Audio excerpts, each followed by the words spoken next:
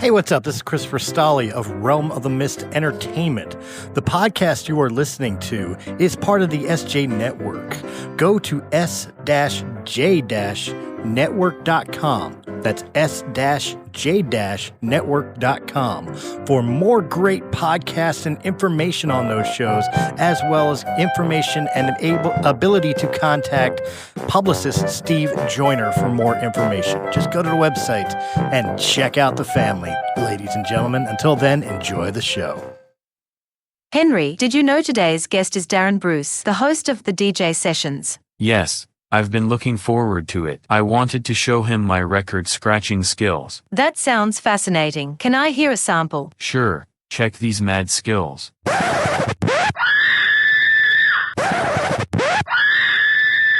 Henry, those aren't vinyl records. That's the Sherpa's fine china. I don't think so. I didn't think that kind of noise would come from paper plates. Attention, rebels of the Sherpalution. Today's podcast is being brought to you by Audible.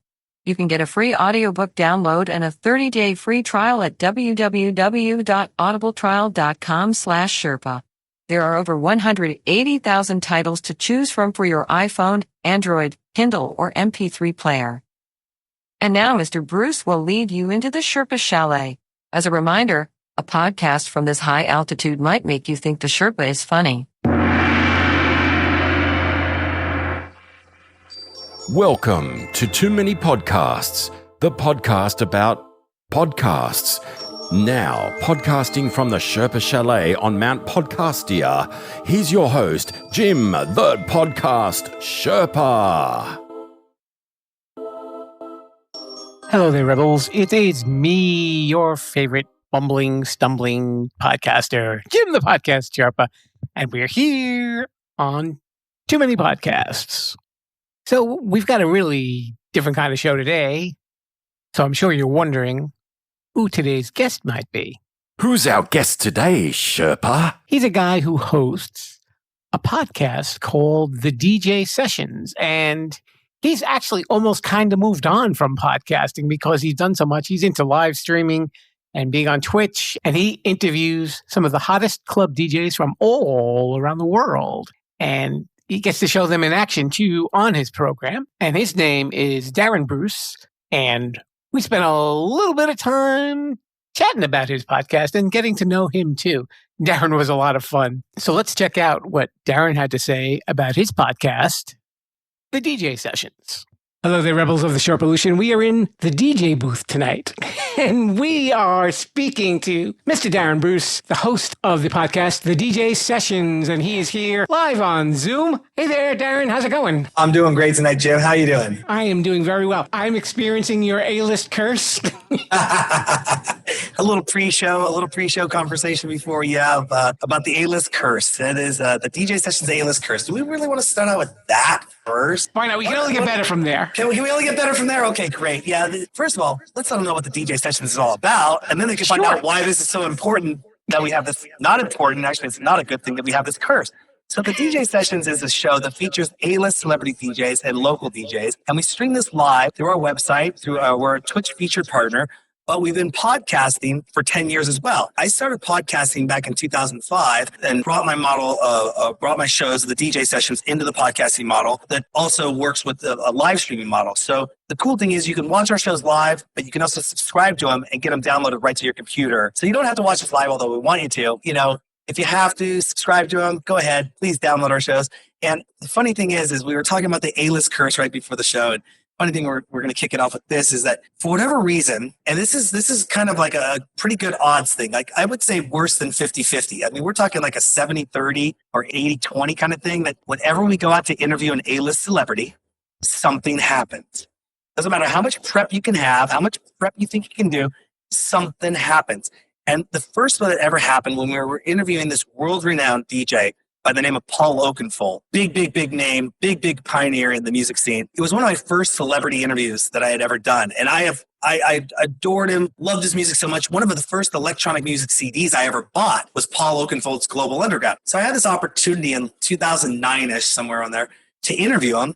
And I just bought $10,000 worth of new gear. Everything was great. I had my audio engineer. I had my lighting designer. I had my staff. I had 10 people working with me to get this 7-minute interview with this guy. And I only had about 5 to 7 minutes with him behind stage before he went on stage. So we're doing the interview and the audio was great. My audio guys are great. Well, I get back home the next day to go listen to the footage and I can't find the audio anywhere. Like I could hear myself talking on the camera, but we had lavalier mics. We had everything set. What I found out is that the cameras that I was using, I didn't click the mic port in all the way. So it grabbed the audio from the camera microphone, not the shotgun microphones and the lavalier microphones that we used, because we had plugged we had monitored the audio off the board, not in the camera. So when you're monitoring at the board, it was coming in great on the board, but what was going to the camera was complete garbage. So that was the first time I just went, face palm to the head. And it was kind of embarrassing because it was going to be a kickoff interview just to start the ball rolling. Through time, you get through these things. There was times when I've interviewed Playmate models and a light burns out right in the middle of the interview. It's like, the kid who played Neville Longbottom from Harry Potter. Okay. I had this awesome interview with him, and I just get started in the interview. There's all these media professionals, all these people around, and I'm looking at my camera that's recording all the audio and everything, and I just get started to go, here we are today, blah, blah, blah. And the battery on the camera dies. And I just kept going through with the interview, knowing the whole time I wasn't recording, it wasn't going to happen. But I just went through with the interview like nothing happened. And afterwards, he's like, that was a really good interview. I'm like, thank you. Knowing that I'm like, it will never see the light of day. Just technical hiccups that happen. But over time, we now get to control that environment. We have 1,800 episodes that I've produced. I've been in film and television production for 28 years. And, sometimes you think you know it all, but you really don't. And it's just something can go wrong. Make sure your batteries are charged. Make sure your equipment's plugged in. Make sure you have a backup. And don't get embarrassed if something goes wrong. Just cut. Okay, let's start over again. Thank you very much. That's what you got to do to make the shoot happen. I should point out that Darran is actually making himself very comfortable knowing that it's not on video, and he's got a nice warm glass of milk and a thick, luscious chocolate brownie, and he's quite relaxed. All the way from Germany. That's right. The sudsy kind of milk. The sudsy kind of milk. Tell me a little bit about yourself. How did you get started with DJing? And obviously, there's some sort of segueing into television and movies, as you just said. The misconception is a lot of people think that I'm actually a DJ, and I'm not. I'm an executive producer, and I produce a DJ show that features these DJs playing. And set the way back clock to 1979. And my dad buys the first video camera on the block. We always like to make sure we have the coolest toys on the block and all that fun stuff. But, you don't let a 6-year-old kid play with $1,000 video camera, especially in the 80s when it's so brand new. Nowadays, everyone has a camera. Okay, play with the camera. Don't worry about it. Break it, we'll buy a new one. We got Apple Care. Don't worry about it. Whatever. And so I was playing when Dad was gone. I'd start playing around with the video camera around the house and making funny home movies and doing all this stuff and set the wave clock forward about 12 years. My high school offered the first ever video production class in the state of Washington. And so these kids that were taking the class, they never got to play with video cameras. Here I walk in, I'm like, I've been doing this for the last 11 years. Let me show you how to do this with the VCRs and tape to tape, deck to deck reel and cutting and editing and all this stuff. And they're like, wow, of course I got an A in the class. Probably one of the only classes I really got an A in high school anyways. But I graduated from high school and I went to work for a record store. It was one of my first jobs, second or third jobs probably at that time. And there was a girl that I kind of fancied a little bit there. I asked her out on a date and we went to this nightclub and the date wasn't going so well. On a scale of 1 to 10, it was probably going about a 5, like as normal as a date could go normal. And I sat there and I out of the corner of my eye, I saw this light come on. And I looked over, and there was this gentleman holding a camera over his shoulder. There's a guy standing in front with a microphone, and they're doing an interview in the back of this nightclub. And I simply say to the date that I'm with, the girl I'm with, I say, excuse me for a moment. I'll be right back. And I walk over to the guys, and I say, hey, what are you doing? And they proceed to tell me that the guy's name is Giorgio Brown, and he was doing a show called The Cool Out Network. And it was a public access television show that featured hip hop and R&B. And he had just started it. I mean, it was maybe 6 months new. He gave me his telephone number. I called him up the next day. I went down to his house. He told me all about the show. And I said, I want to work with you. What can I do to help out? Do whatever you're doing. Set the wake clock forward about 8 years. And after being what I would consider myself a very supporting figure with his show, but I was an overglorified production assistant. We had an opportunity to work on a broadcast television show here in Seattle. It was going to be a late night talk show that was going to go to broadcast television. And I said, hey, we're getting out of public access. We're going to broadcast TV. Woo! We're climbing the ranks.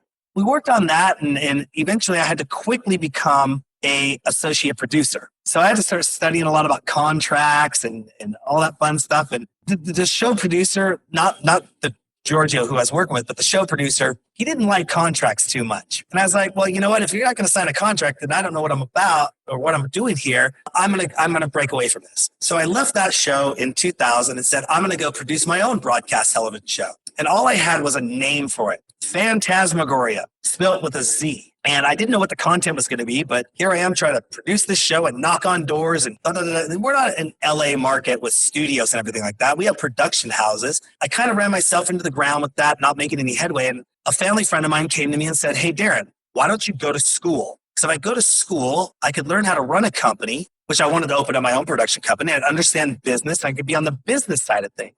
After about 2 years of doing that, I actually ended up launching my first show to the Fox affiliates here in Seattle. My first broadcast show called Phantasmagoria that showed short films by independent producers. Well, we kind of ran out of short films to show, so I had to do some other segments, and I started covering the nightlife scene, and I started covering what we call extreme sports, or any sport you could break a bone doing. Out of that, we now had 3 separate television shows called Phantasmagoria, Northwest Extreme Sports, and Image Nightlife. Set the wake clock forward to 2005. I get a whole new production crew on, new studios in the heart of downtown Seattle. And I said, you know what? I don't want to make 3 websites, 3 logos, 3 t-shirts, all this branding for 3 different brands. We need to umbrella this. We need to put it under an umbrella. What do we do at the heart of what we are filming and putting on TV? This is right when YouTube was just coming out as well. We featured independent artists and businesses, and we put them on TV. Now, me being a kid from the 80s and growing up with MTV, I said, why don't we call it ITV, or independent television? I did not know that ITV existed over in Great Britain, by the way. We created ITV, and then Phantasmagoria became ITV Short Films. Image Nightlife became ITV Nightlife. Northwest Extreme Sports became ITV Sports. And we came up with like 8 to 12 different show ideas. So we filmed 8 pilot episodes, took them to the networks, and got them approved to air on 12 network stations on the whole West Coast. So we were getting ready to come up and raise our millions of dollars and hit the ground running. And at the time, I needed the job because, of course, we're also independently financed by ourselves, as 99.9% of the world is. If you're not signed with the studio, I went and got a job working for Apple. And when we saw the YouTube thing, we were looking at YouTube as a distribution model, but it wasn't for us because we were a broadcast. We weren't these YouTube of people talking to a camera. Nothing wrong with that. I have nothing against that. But we thought something was going to come out like Broadcast Tube that would take higher end broadcast shows and they could monetize, give us commercial slots to sell, and we could make money, do sponsorships, and they'd market something like Hulu almost. We went back on the air to the NBC affiliates in 2005, came back to 2009 and aired back to the NBC affiliates with the ITV brand. In 2005, when I was working for Apple, 2006-ish, we got into podcasting because one day I'm standing in the Apple store and they had just released the iPod Photo. And I don't know if you remember the old iPods where they had the gray screen, and then they released the Photo and it had a color screen. And I said, wait a second, how long is it going to be before they make this a video screen? And knowing what I knew at Apple at that time, I should have known it was in their R&D 5 years before I came up with the idea in my head. 3 months later, they launched the iPod Video. And I go, you know what? How are we going to get our videos on this? It's going to be through podcasting, and people are going to be able to subscribe to our shows, and it's going to download to their iPod. They're going to be able to watch it on the go. It was such a new thing that Apple couldn't announce any of the deals that they were working on with all the NBC, ABC, that their shows were working on, because they kept a lot of things under wrap. That when they launched these iPod videos in the stores, they had no videos on them. So we went around our store and we loaded all of our shows onto the iPods so we can demo them to the customers, and then they could actually see what a video looked like. And my manager was kind of like, Darran, what are you doing? And I'm like, I'm helping to demo and sell more of these things. And they go, fair enough. Okay. Of course, it wasn't corporate approved. I mean, it was not corporate approved at all. But I mean, people would get a kick out of it, and they would always ask, so what is this show I'm watching right now? Well, Apple went with iTunes and they revamped the whole iTunes music store and made a completely dedicated podcast section. And in that section, we debuted at number 48 out of 50 podcasts, we saw our downloads go from 1,000 to 5,000 to 10,000 to 25,000, 75,000. At one point, we actually were doing 300,000 downloads of our podcast every week. And we thought, okay, you know what? Forget this broadcast model. We're spending way too much money and time over there. We can disseminate as much as we want because we only got 30 minutes a week on broadcast television. We got as much as we want on bandwidth to put up podcasts. So saw some success through that, but a lot of us didn't know how to monetize this. We ended up actually going from position 48 to position 23 in the iTunes store, in the video podcast section. And we're just like, whoa, what's going on? Whoa, it's kind of crazy.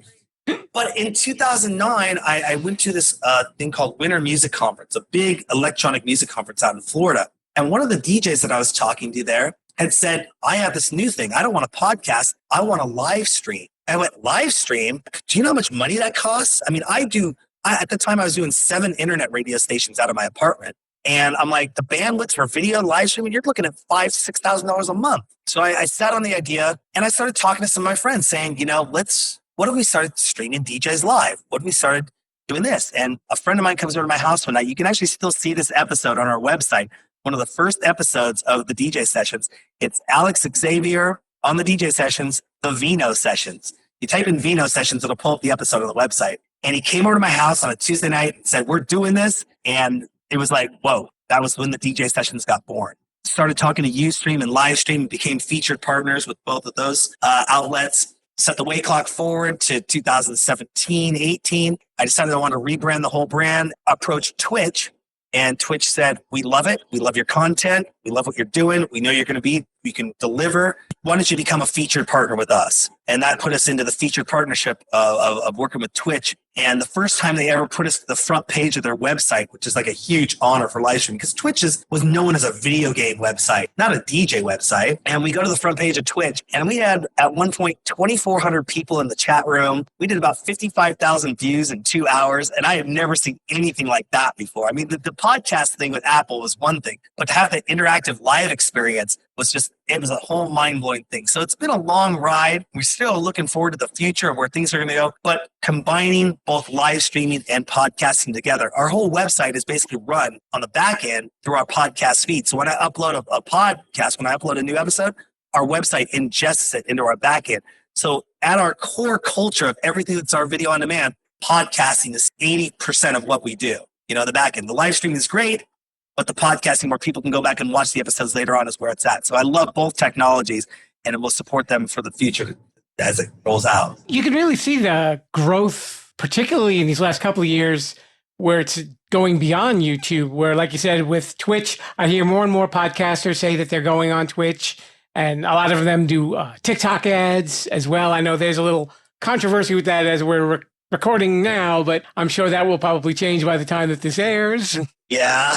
I mean, I've always tried to stay on the forefront of the new emerging technologies and really work with it. 6 months ago, we're in August now. So let's say 8 months ago, January 2020. I always use this figure. If there were 10 million DJs, just DJs that were out there in the world, wanted to play at whatever level they were at, beginner, professional, you name it, only 1% of them were maybe doing live streams and maybe doing something like a podcast. In March of 2020, we saw 99%, and that's just the DJ world, jump online. And they were using Facebook at first. Now they're jumping to Twitch. Now they're kind of figuring it out, and they'll start getting into podcasting. We're seeing a huge increase in content creation. I mean, it sucks that what happened to force that to make it happen, but to see that revolution, to see that happen it wasn't a 10% uptick. We're talking a 99% uptick. And then a lot of people who've been sitting at home going, I'd like to just get on camera. I'd like to get on a microphone, and I'd like to share my stories.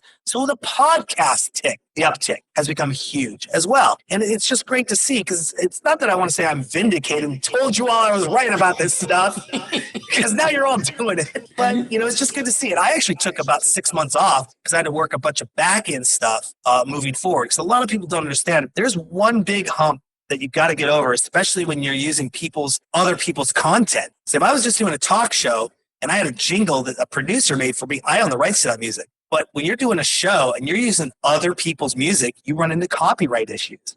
the first 5 months of this year, I was in contract negotiations with major companies to get these copyright deals down and make sure we were okay to do what we were doing. Because I don't want to get hit with a cease and desist for $1 million or something. So that's also been an interesting conundrum to kind of get through and work through. Again, just being on the forefront. I know initially when I wanted to start doing a podcast, I wanted to do a music podcast. And then I found out about all of the copyright issues that are involved. And I said, this just looks like a little bit of a slippery slope here. Like, let's just talk to podcasters and see what they do. Well, here's the worst thing, not the worst thing about it, but when we were rolling with Ustream and we had our first 1,100 to 1,300 episodes on Ustream actually told us, you're clear to do what you want to do. According to us, you fall under this. When I moved over to Twitch was like, yep, you're totally cool too. But then when I approached them 2 years later, said, hey, we want to go back to the front page. They're like, you're going to have all your licenses in place because we can't promote unlicensed content because we can get busted for doing that. I said, okay. And they said, now you can get cleared for your live broadcast that we're going to put to the front of the site, but they can go back after you for the other 450 videos you got here. Not only that, they can go back on you for the other 1,400 videos you have on your website. And I'm like, okay. So while I was watching everyone live streaming, trying to get the attention of the world with DJ, I was working on the back end of going, okay, licensing negotiations, here we go. Talk to you, shake hands, deals in play, contracts in play, all this stuff. I probably went through from March to mid-May, I'd say at least 100 phone calls or 100 people reaching out to me saying, how are you doing it, Darran? How are you doing? And I go, bunches of money and contract negotiations. And, copyright law is there to protect the big people, but it's also there to protect the smallest of the small, so they don't get taken advantage of. And I got to respect that on both ends. It's kind of, as a small person, it sucks because you got to have a bunch of money to afford to play the game. But if I'm a music creator and somebody goes and takes my music and made $1 million off of it and I don't get a dime from it, that's what it's also there to do, is protect the little person from being exploited. So I get it on both sides of the fence. How clear is that rule with copyright? Is there a certain time frame on the song or something like that? It's just the minute that first note plays and it's from that song, you're already in violation. There is not a 4-bar rule. There's not a 30-second rule. People try to use the fair use rule or educational rule, and it's very defined parameters. I mean, I have to have my licenses set up in advance before I air an episode. I can't do this in post. Imagine I'm a guy doing a DJ show, and there's 12 to 15 songs being played every hour. When we go live, I do 4 hours, so I have to go out and get licensing for 48 to 60 songs before it's even played. And then I can go and say, yep, we have the licenses to do this. But most people don't know, when you go to live stream, so if I go and play a song out loud, I have to get performance rights. That's your ASCAP, BMI, and CSAT. But the moment I put that song with a video in live streaming, I have to get what's called a synchronization and a master use. Then, if I want to put that video into a podcast, I have to go get synchronization and master use for the podcast version as well. So there's 4 different contracts. The master use could be owned by the person who created it, but the publishing house could have the rights to the synchronization. That there could be multiple publishing houses that own that right, and I got to get permission from all of them in order to use it. And it gets even better. So let's say publishing house number 1 comes in and says, it'll cost you $1. Publishing number 2 comes in and says $2. 3 comes in and says $3. 4 says 4. 5 says 5. I accept 5's offer at 5. I have to pay them all 5. So it's a crazy world apart from just getting all these copyrights. Yeah, it is. It comes from, when you look at it, it's kind of set up for the movie world and the television world. To me, it has not adapted to the live streaming and or podcast world. With ASCAP, BMI, and CSAC, you can get those blanket performance licenses, but there is no blanket sync or no blanket master use that you can get. Those are all a one-to-one negotiation. And it takes a lot of time, a lot of patience. I can have a DJ playing an awesome set, and there's one song that I haven't got back to. I'm like, hey, it's your day to play. Sorry, you can't use that song. It's very interesting. So you said you also worked in the film industry as well? I'm more of a broadcast television, internet distributor. Okay. I've made some short films. I mean, my first short film I made called Metamorphosis, I made when I was in college in my video production class. And it was a fun thing. And yes, I did not get the copyright protections for the music on that film.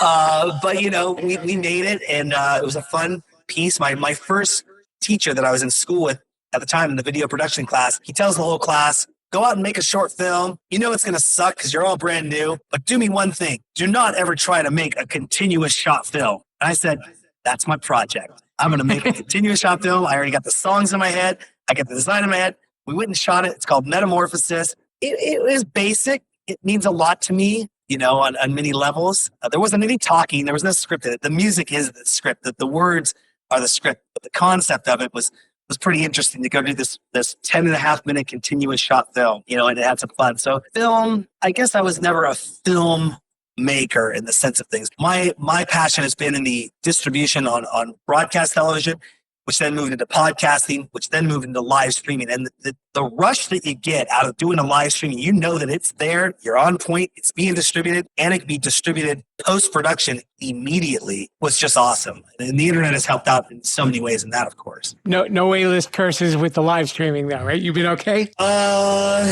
no. Hang on.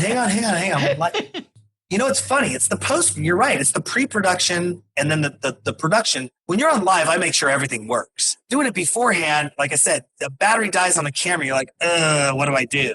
But no curses, no bad curses, nothing bad happening in the live stream. We did get pulled over once in our mobile studio. That was pretty funny. And all the charges obviously got dismissed out of court, which is pretty awesome. We have what's called a mobile studio. So we took a mobile billboard truck. If you're familiar with what these things are, it's basically a big glass box on the back of a truck. And I built a television studio in the back so we could go to events and have like a news truck and everyone could see what we're doing. Lights, camera, action, DJs playing in the back, interviewing A-list celebrities. And in the beginning, because of technology, we would have to park it and then we could do our shows live on site. Now that we've gotten some new investments, we can actually drive our truck around the city of Seattle and have DJs play live in the back of it while we're doing our thing. And so you can watch it live online. Oh, wow. Yeah, it's a pretty cool thing. You'll see it if you go to our site, thedjsessions.com, go to live, you'll go down and underneath that, there's some sub-menus. Check out the mobile sessions. It's a hit. Everyone loves it. They start dancing in the street while we're driving around. We've got a huge sound system on it. People just love it, and they know us as the DJ truck. And we actually just had a sponsor come to us that wants us to take this truck and do a national tour sponsoring their brand, doing what we do from city to city, doing pop-up parties with A-list celebrity DJs and local DJ influencers in each of those markets they want us to go to. With talking with all of the DJs that you have on your podcast, what do you think makes some of them stand above the other ones that really makes them stick out? Oh, God, this could be a rabbit hole, a deep, dark hole that people could hate me if I tell the secret.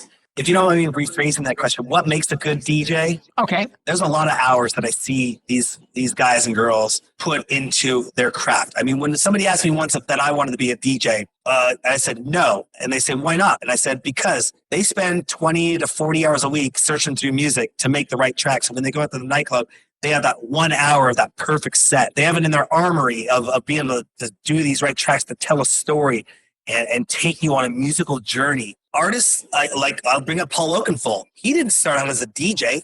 He started out as a chef in a restaurant. He had been playing around with some DJ stuff, and I guess the DJ didn't show up one night. So he said, I know how to do that. He went out, jumped on the decks, and started playing. And then he started doing that, and it kind of, more people that came in said, you're a good DJ. And he kind of rose to the ranks and started playing more parties and kind of went up the scale. I would say one of the biggest things that can get a DJ known, it's tough because I think I explained this a little earlier. I went to school for business. I could have gone to school to become a filmmaker, but I went to school for business. You have the artist side of things and you have the business side of things. And when artists are so focused in their artistry, they don't focus too much on the business. And the business people, they don't understand the mind of the artist because to them, it's kind of a little bit more cut and dry, profit and loss, dollars coming in. Am I going to make money? That's how they have to look at it. So being able to be a person that can bridge the gap between those and understand the business talk, but also understand the artist talk has been one of my key advantages. And the DJs that get the fact they have to start breaking out of their environment, they have to start marketing themselves, they have to start working with other people or trusting other people to maybe hire that PR manager or hire that booking agent, but they have to have numbers. At the end of the day, if somebody's going to book a DJ at a club, the DJ may be the greatest DJ in the world, but that bar has rent to pay. They have staff to pay. They have a bar minimum they have to make every night. If they book DJs in there that aren't able to bring a crowd, well, then that bar loses money. So they're going to book somebody who is a big name to make their money at the end of the day because they're in business. It's nothing against the talent. I've seen thousands of some of the most talented DJs that should be way bigger than what they are. But, in our market, there isn't a middle management. There isn't a booking agency company or a PR company because the money wouldn't be there for them. If I'm making 15% as a booking agency and I'm booking you at $200 per gig, I'm only getting $30, but that might have taken me 2 hours to book you at the time I spent. So I'm only making $15 at the end of the day, but I have to have 100 DJs under my Rolodex to make a decent living doing that. So you got to kind of climb through the ranks, do something, stand out, get the attention of people. Marketing basically is what it would come down to. And some of it could be just being at the right place at the right time. Somebody says, you know what? I listened to your mix and it was awesome. Get over here. You're on my label. Get over here. I want to promote you. Get over here. I want to put you on the show, and put you on the stage. So it's a very interesting thing on how a DJ rises to the top. Now, there have been the rumors, and I do know that this exists, of the DJs that would do a pay to play. I know big event sponsors out there that would say, hey, if you give me $5,000, I'll let you play my major event. Or, hey, I got this tour, and if you spend $25,000, I'll let you play these 10 events that I have because you're helping to support the event. So they're paying for their tour to go down the road. There's a lot of different ways it can happen. That's what I'm just trying to do. I'm just trying to make everyone famous by coming on my show. And, I was the guy in the club who would sit back and say, after the club ended, and the next weekend would come, and everyone would say, hey, were you at the club last weekend? Did you see that show? And yeah, I saw it because I was there. But I said, from a video producer perspective, what if I was there with video cameras and I filmed it and then put it online so everyone could see it afterwards and could share it to the world, and then everyone could see how great these people are. And I wanted to definitely show off the people that I loved in my community and give them a spotlight. That's why I never became the DJ Sessions Presents Darran Bruce, the DJ. It wasn't about me wanting to learn how to DJ. It was about me and what I saw about the friends and the community of making this environment happen through electronic music. And I've been going out to nightclubs since I was 18 years old and always just marveled in this collective group of people that were dancing and having a great time to the music the DJ was playing. And then eventually wanted to capture it and put it out there for the rest of the world to see. All that really ties into what's similar to podcasting too. You could be a talented podcaster, but if you're not marketing yourself or making yourself get heard or out to the masses, you're not going to go anywhere. You're just going to spin your wheels. And I've seen that on social media. Sometimes people say, well, nobody's following me on social media, or how can I get more people to listen? Well, what are you doing to get people interested? That's what you have to think of. It's that instant gratification that we do look for in our culture now, that if a person, like you said, they can make the best show, best cameras, best audio, best equipment ever in the world, but then they don't market themselves. And then they see themselves only getting 10 viewers a week or 100 downloads a week. And they're like, what am I not doing to break the threshold? What am I not doing because they're not doing any PR? And they say, well, I already spent $5,000 on gear. Why do I have to spend $1,000 on a PR person? Can't I just do that myself? I'm like, that's why you hire a PR person, because they know what they're doing, because they have the Rolodex to put you in front of the right people. Are you doing even a press release? Are you talking to your local newspapers? Are you talking to your local blogs? I mean, blogging is huge. And there's somebody interested in everything you can do. I don't care if I was baking cakes, making music, brewing beer, playing Dungeons and Dragons, or watching Ghostbusters. I'm just using things that are around my apartment right now. Somebody out there is going to love it. And you're going to find that niche, and you got to get into that niche and get into that. But like what I've seen in the DJ world, where 99.9% of the world's DJs, everyone's streaming on live now, online, and starting to do their podcast. How do you sift through that? How do you get through that and come to the top of what you're doing? You start locally. Talk with your local press people that are already looking for content. People are always looking for content. I mean, you can't just always make up the content. I mean, you get burnt out a little bit, but then you're like, if you hook up yourself with a group of networking people that can network you, and that, oh, hey, I know this person and I know that person, you two should talk. Next thing you know, you get an interview on a blog. Somebody's talking about you and your website. Now that whole audience of that blog has now been introduced to you. I mean, we know the guy. Steve's a great guy. How do you think we met? I hired a PR guy. Absolutely. So Publicist Supreme, as I call him. Publicist Supreme. Absolutely. You toast your frothy milk to him. My frothy milk to Steve. On your podcast, were there any particularly memorable guests that you've had that really made an impression on you?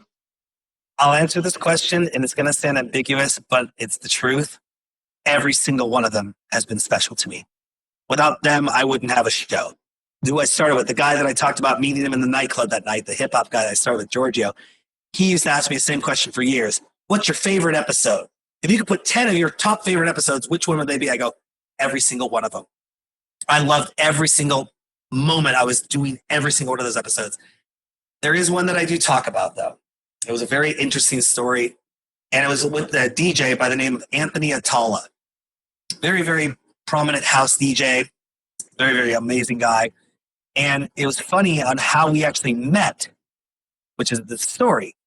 Anthony Atala was supposed to come and be on my show on a Sunday because he was coming to play a show on Saturday night in Seattle. On Friday, a friend of mine posted on Facebook, hey, does anyone have any DJ gear? I got this after party I'm doing, and I need somebody with some DJ gear. So I said, I have some DJ gear. Can I get into the party for free? He goes, yeah, you can come down to the party for free. So I get there, I set up my gear, and we're dancing, we're partying. Very small, intimate gathering, maybe 60 to 70 people, this little space. And this DJ gets on, he just starts playing, he's playing. I'm dancing next to the DJ. I mean, I'm having a great time. I mean, it's just a great party. Friday night goes away, Saturday comes. I get in my studio on Sunday, and everyone's like, okay, Anthony's getting ready to get to the studio. He walks through the door of the studio, and I go, dude, were you the guy that was playing at the after party on Friday night? He goes, dude, you were the guy that was dancing next to me all night long. I go, I didn't know that was you. He goes, you seriously did not know that was me at all? You were just having fun? He goes, you were treating me like not that people get starstruck, but you were having a great time. You were dancing. And he goes, you really didn't know that was me? I said, no, dude, I had no clue, no idea, because I hadn't done my research on him yet. I kind of slack when it comes to these things and do a day before. He's like, you just had a great time. And in that show, when we were filming it, I just remember I was off stage at the time. I had set my recording gear off stage. I had to go up on stage and just like give the guy a hug and be like, this is one of the most memorable things I'll ever have in my entire life, that I was partying with you on Friday night, didn't know it was you. You come by my studio on Sunday. He didn't even know I was the guy he was going to be interviewed with on Sunday. And we just had this really cool moment in the studio that was just amazing. And then like I said, every show has been my favorite, but having that kind of experience where you don't even know somebody and they're making you have fun, and then they come by and you find out you had this connection beforehand without knowing each other, it was just awesome. I mean, but again, every show I go out there with the passion of believing what we're doing and making it happen. So it can be stressful. It always is, because you know what? The curse might happen. but at the end of the day, I believe every episode I've had a pleasure doing. And everyone that's ever come on the show has been amazing, awesome, kind, respectful. I've never run into an ego trip with somebody thinking they were bigger than what they were. All very humble, pleasant to work with, nice. And that kind of can help too. You run into somebody who's kind of a rude, you hear it happening, but I've never had it happen to me. Somebody being rude, or like standoffish, or I'm better than you, or I'm prima donna. I've never had that happen ever. So I'm very grateful and humble to that not only through the A-list celebrities, but every other local DJ that has heard me talk about this show for the last 10 years, that has worked with me, come on the show multiple times. All the reiterations of our studios, from playing in my house to having studios to the mobile billboard truck, they all kind of go along with what I'm doing. And it's been a great time. 1,800 episodes and counting, and we're not stopping anytime soon. Certainly kept you busy, to say the least. Yeah. You got to watch out for the burnout. The burnout can happen if you don't pace yourself. And that's happened a few times as well. I'm not going to put you on the spot with asking for your favorite podcast, because you've kind of moved on to live streaming. So why don't you talk about some of your favorite live streams? I saw one a few months ago by a DJ by the name of Maceo, Plex. And what they had set up was they put him in a green screen cube. And he's in the cube, and the cube is spinning around. This cube is spinning around, but they had a camera mounted.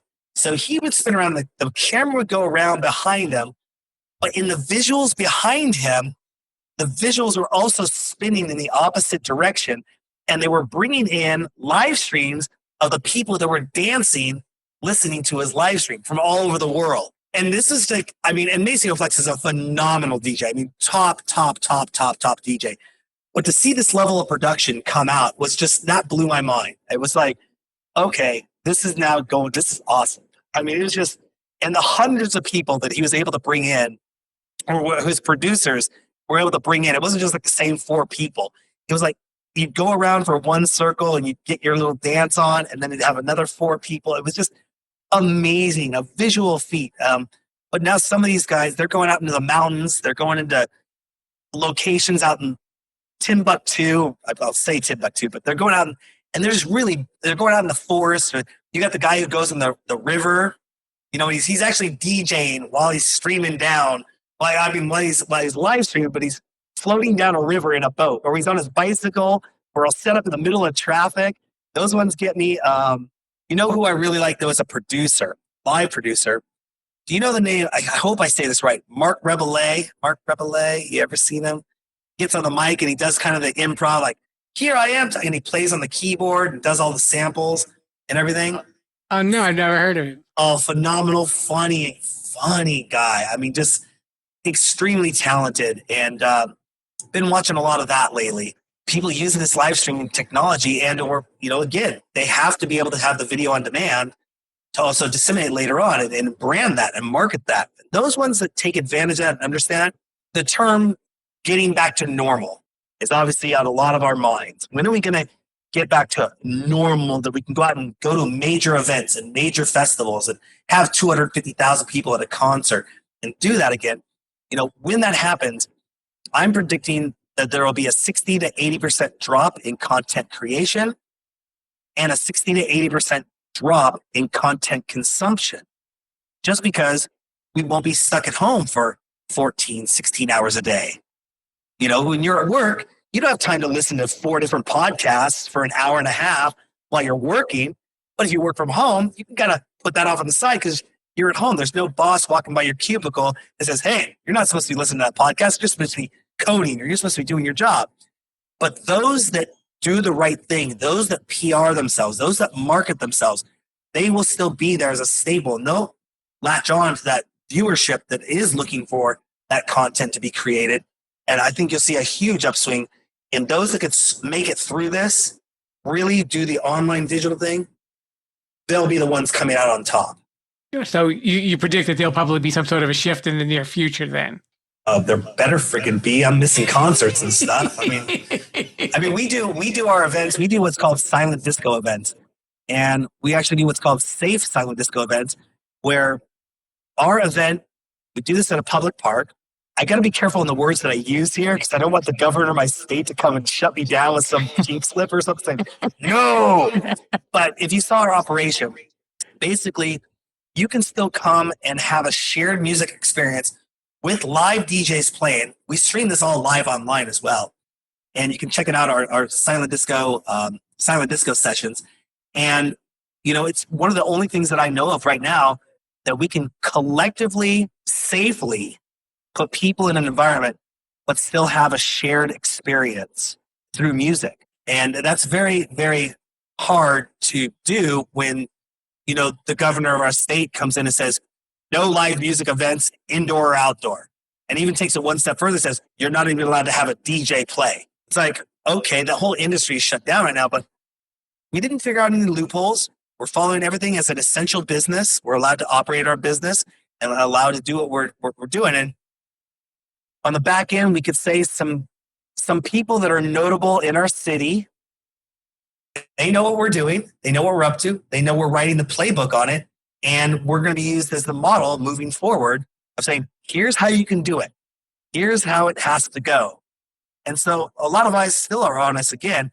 And again, it hasn't so much focused on us live streaming. To me, live streaming is second nature to me now. Podcasting is, I can do that stuff in my sleep. I've been doing that for 10, 15 years. But how we figured out to do something in the state that we're in right now, that's been a new goal, a new passion to come on board and also incorporate the live streaming component, the podcasting component into that as well, So people love it. They come by. I mean, I had a family of 10 come by the other day. They just used some of our hand sanitizer.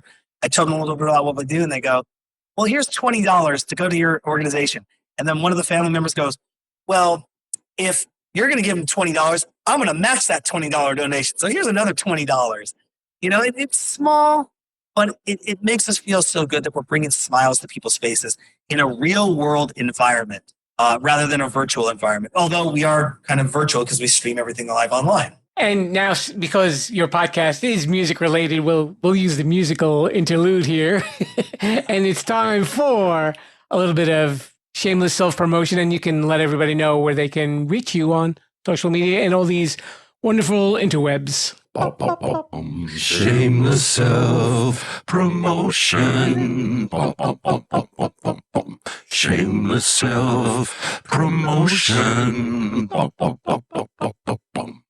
Absolutely. Everything's right at our website, thedjsessions.com. We just pulled our website out of beta and launched it officially September last year. And it has all of our episodes in there. It has all our social media links.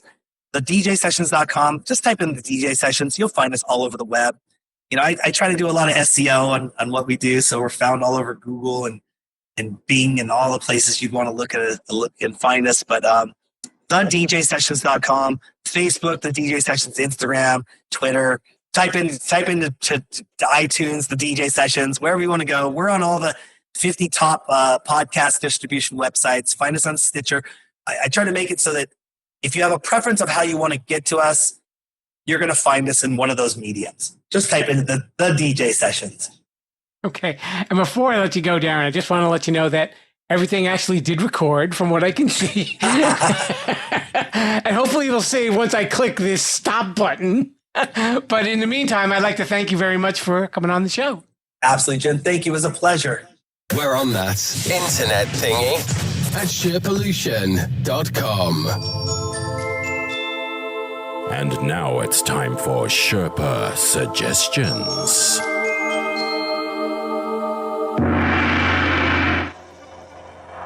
In addition to Darran's show, The DJ Sessions, I found an article on a site called FeedSpot, and it's the top 20 DJ podcasts you must follow in 2020. So I'm just going to give you a few of them if you definitely want to check them out.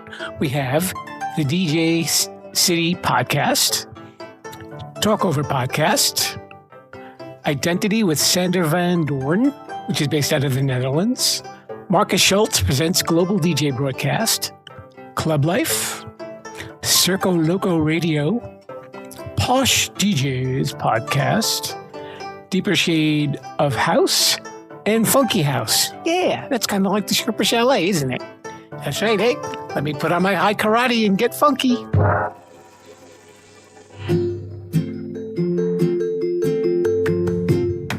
A very special thanks to Mr. Darran Bruce of the DJ Sessions for coming on by and spending some time in the DJ booth at the Sherpa Chalet. Now remember, Darran's not a DJ, but we know how to talk like this. And speaking of DJs, we've got Mr. Bruce here to lead us on out of here. Mr. Bruce, can you scratch a record? The last time I scratched a record, I had to pay for it. I'm better at scratching my head and trying to figure out what exactly am I doing on this podcast. Until then, Rebels of the Sherpalution, have a great one, and we'll see you next week on Too Many Podcasts.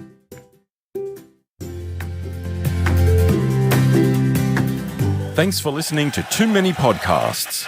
Please disperse. You can go home now. I said you can go home now. Viva la Sherpalution. Viva la Sherpalution. Oh. Yeah, I'll come back now, you hear?